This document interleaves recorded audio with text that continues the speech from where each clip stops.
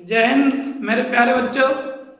आप सभी स्वस्थ होंगे और मस्त होंगे, पढ़ने में व्यस्त होंगे क्योंकि एग्जाम टाइम चलने वाला है। तो आप इस टाइम पढ़ने में बहुत अपनी तैयारी को कंटिन्यू रख रहे होंगे।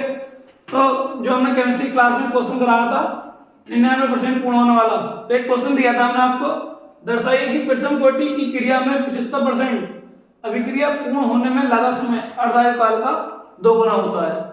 तो ये क्वेश्चन हमने दिया था, हमने बोला था कि आप करें और बताएं, और अगर जिसने कर लिया ठीक है, नहीं करो तो ये हम कराने वाले हैं, तो आप इसका मजा लीजिए और अच्छे से समझिए और फिर बताइए कि कैसे लगा। क्योंकि अगर आप ये करेंगे, अगर आप अच्छे से समझेंगे, अगर ये क्वेश्चन मिल गया तो आप कहेंगे कि हाँ सर ने सही बताया था कि आया है, और नहीं करोगे तो फिर तो कोई इसका इलाज ही नहीं है। तो इसलिए अच्छे से करें। तो फिर वही प्रथम कोटि क्रिया के लिए सूत्र होता है, लिख लेते हैं प्रथम कोटि क्रिया के लिए सूत्र।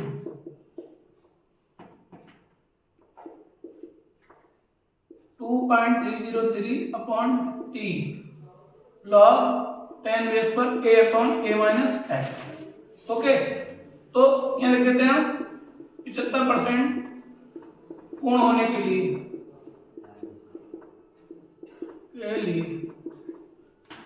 तो कितना होगा, हम A को 100 मान के करते हैं।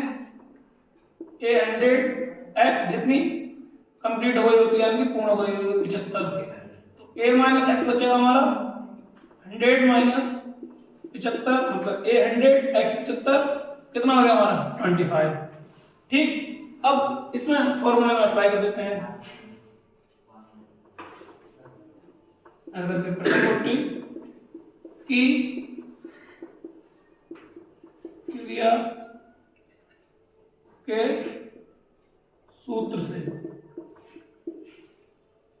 K बराबर 2.303/T 75% लिख देते हैं। log 10 बेस पर A की जगह 100 और A-x बराबर आया 25 से काट देंगे। 2.303 T 75% log 10 बेस पर 25 चौका 100 4।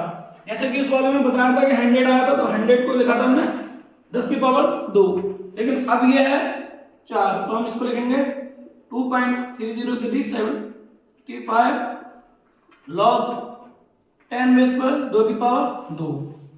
तो ये हो जाएगा हमारे पास K बराबर 2.303 T 75% और ये log 10 बेस पर ये वाली वैल्यू 2 आ जाएगी, इसको ऐसे रख लेते हैं, 2 आ गया, 2 log 10 बेस पर 2। तो ये वाला उस वाले फॉर्मूले से उस दिन बता दिया था पहली वीडियो में, इसका log n की पावर n वाला, तो n आ गया था और m ये इधर रह जाता, इसकी वैल्यू लगा देंगे। ये equal to 2.303 T 75% into 2 into 0.3010, ये लिख देंगे log 10 बेस पर 2 की वैल्यू होती है 0.3010, और यहाँ पुट कर लेंगे। ये इक्वेशन हो गई हमारी फर्स्ट। अब क्या है आगे, 75% के लिए हो गया अर्धायु काल, मतलब अर्धायु काल का मतलब 50%, अर्धायु काल का मतलब होता है आधी पूर्ण होने में।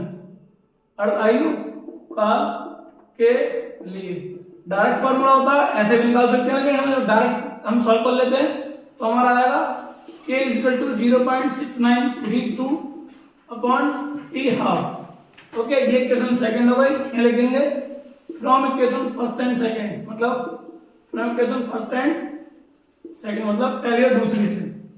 ये आएगा हमारे पास फर्स्ट की देखिए यह है वैल्यू और सेकंड की यह है, दोनों का इसकी वैल्यू और इसकी वैल्यू इक्वल है, तो दोनों को बराबर रख लेंगे, मतलब लेफ्ट हैंड साइड ये इक्वल है तो राइट हैंड साइड भी क्या होंगे, इक्वल होंगे। हम लिखेंगे 2.303/T 75% इंटू 2 3 ये आ गया, इधर क्या 0.6932/T हाफ।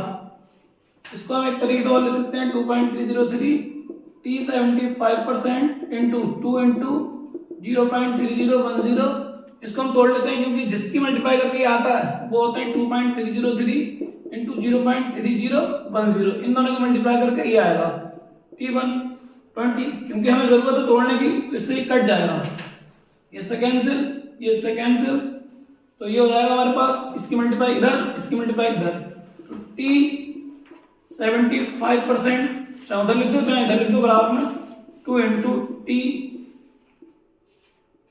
तो आ गया।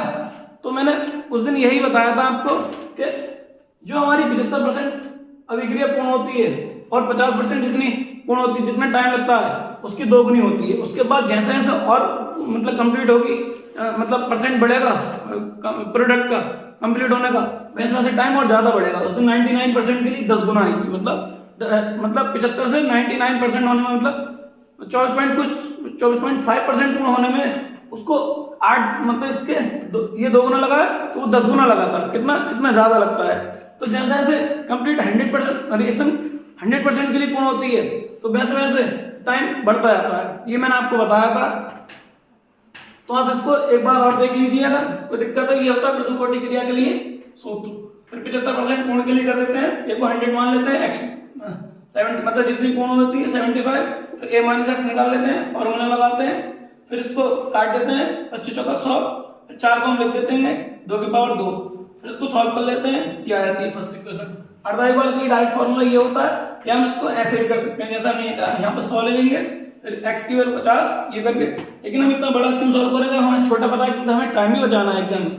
तो ये लिखने के बाद हम इसको ये वैल्यू पुट कर देते हैं, ये वैल्यू पुट करने के बाद हम इसको लगा देते हैं, ठीक। तो ये आपको बात समझ आ गई होगी और आपने इसको समझा होगा अच्छे से। ये जो क्वेश्चन रह गया था। थैंक यू, जय हिंद।